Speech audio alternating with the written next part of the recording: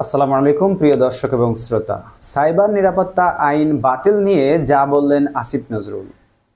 Cyber নিরাপত্তা আইন বাতিল করা হবে বলে জানিয়েছেন আইন উপদেষ্টা ডক্টর আসিফ নজরুল। বৃহস্পতিবার ৩ অক্টোবর বিকেলে রাজধানীর বিচার প্রশিক্ষণ ইনস্টিটিউটে এক মতবিনিময় সভায় তিনি কথা বলেন। এর আগে গত ৩০ সেপ্টেম্বর আইন মন্ত্রণালয় এক বিজ্ঞপ্তিতে জানায়, সাইবার আইনে দায়ের হওয়া স্পিচ অফেন্স মুক্ত মত প্রকাশ সম্পর্কিত মামলাগুলো প্রত্যাহারের সিদ্ধান্ত নিয়েছে সরকার।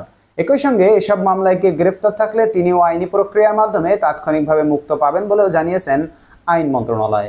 এদিকে তথ্য ও যোগাযোগ প্রযুক্তি আইন ২০০৬, ডিজিটাল নিরাপত্তা আইন ২০১৮ এবং সাইবার নিরাপত্তা আইন ২০২৩-এর অধীনে চলতি বছরের আগস্ট পর্যন্ত দেশের ৮টি সাইবার ট্রাইব্যুনালে মোট ৫,৮১৮টি মামলা চলমান রয়েছে। এছাড়া বর্তমানে স্পিচ অফেন্স সম্পর্কিত ১,৩৪০টি মামলা চলমান।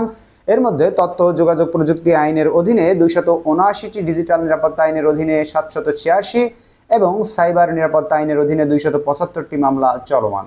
এসব মামলার মধ্যে ৪৬১টি মামলা তদন্তকারী সংস্থার নিকট তদন্তাধীন এবং ৮৭৯টি মামলা দেশের ৮টি সাইবার ট্রাইব্যুনালে বিচারাধীন। উল্লেখ্য, ডিজিটাল মাধ্যমে মুক্ত মত প্রকাশের কারণে দায়ের হওয়া মামলাগুলোকে স্পিচ অফেন্স এবং কম্পিউটার হ্যাকিং বা অন্য কোনো ডিজিটাল ডিভাইসের মাধ্যমে জালিয়াতিকে কম্পিউটার অফেন্স হিসেবে চিহ্নিত করা হয়েছে। বন্ধুরা, বিগত সরকারের আমলের সবথেকে অন্যতম যে একটি খুবই মারাত্মক একটি আইন ছিল সেটি হলো আপনার ডিজিটাল নিরাপত্তা আইন বা সাইবার নিরাপত্তা আইন।